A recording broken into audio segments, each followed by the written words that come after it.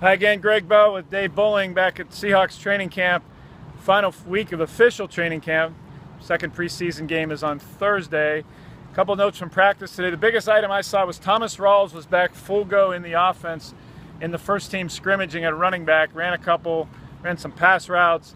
It's the first time he's done any of that kind of work since he broke his ankle in December. So he's on the way back. I talked to him afterwards. He said he thinks he's actually a little ahead of schedule from that broken ankle and torn ligaments. But either way, that's a really good sign for the Seahawks that Rawls will indeed play in that opener September 11th against Miami. And now they're full of running backs. They are, because C.J. Prosise came back, the rookie third-round pick.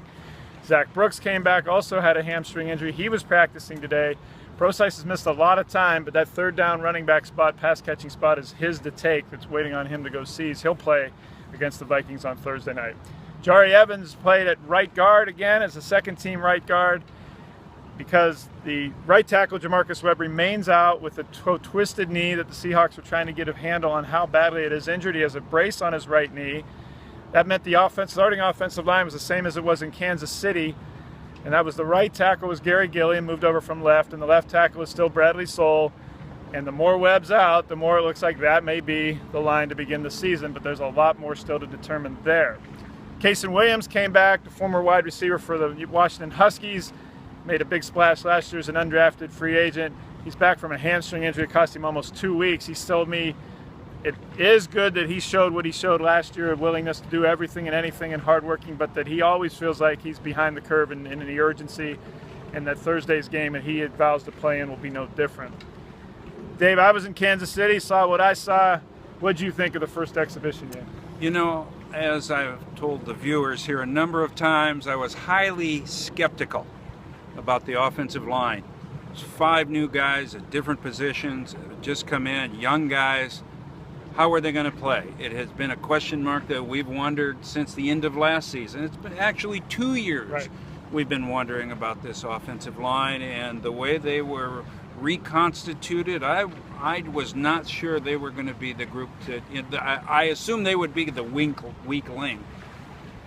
And I saw some surprising competence in that group, particularly, as Coach Carroll said, when the ones were going against the ones, the Seahawks offensive line performed pretty well, and that's with Dontari Poe, a Pro Bowl nose guard who's 350 pounds.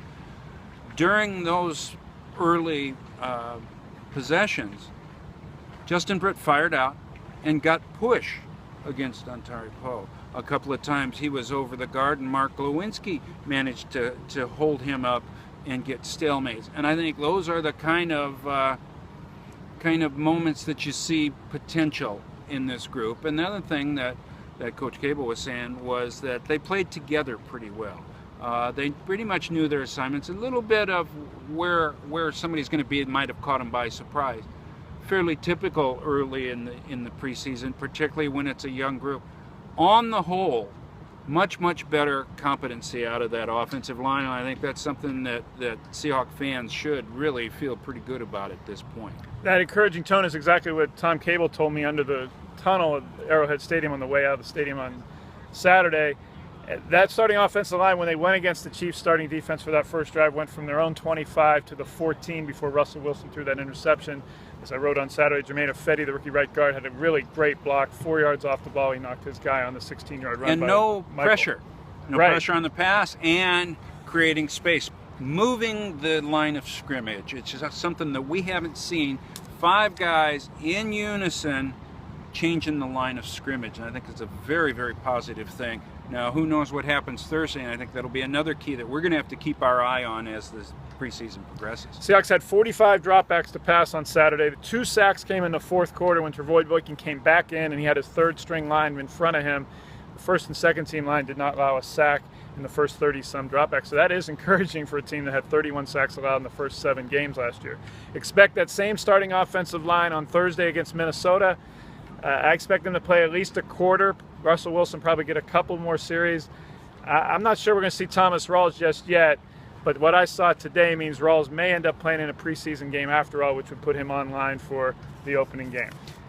You know, God help me, but I love preseason games. I love seeing guys.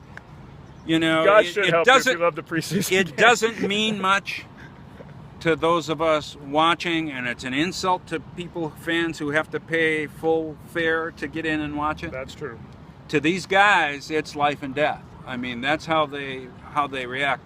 And the guys over the years that we have seen step in, Doug Baldwin, David the Heater Hawthorne, guys who have come in and really made big plays, have earned their way onto the team. And I think Tyvis Powell was a guy who really showed a lot with his willingness to play and his hustle and desire. I thought Trevon Boykin made a big step and asserted himself. He made some mistakes. He's a young kid. He showed some things physically that he can do that a lot of people can't do, and the way they reflect what Russell Wilson can do is another factor in this, that they won't have to change everything if he has to go in for a series or two. And I think those were a couple of very important things, indicators that you can see in a game that is otherwise meaningless, of what's going to happen to this team in the future. Pete Carroll said Tyvis Powell, the undrafted rookie from Ohio State, had the biggest splash for a rookie in a first preseason game that he thinks he's ever had as an NFL coach. He played strong safety, he played cornerback, he made a peel back block for Tyler Lockett, 17 Special yards. teams. He's hustled downfield to cover a 60-yard punt and knock it out of the end zone. Tyvis Powell is a big interview subject today, and he has a chance to build on that Thursday. Again, Gregg Bell and Dave Boling, thanks for joining us.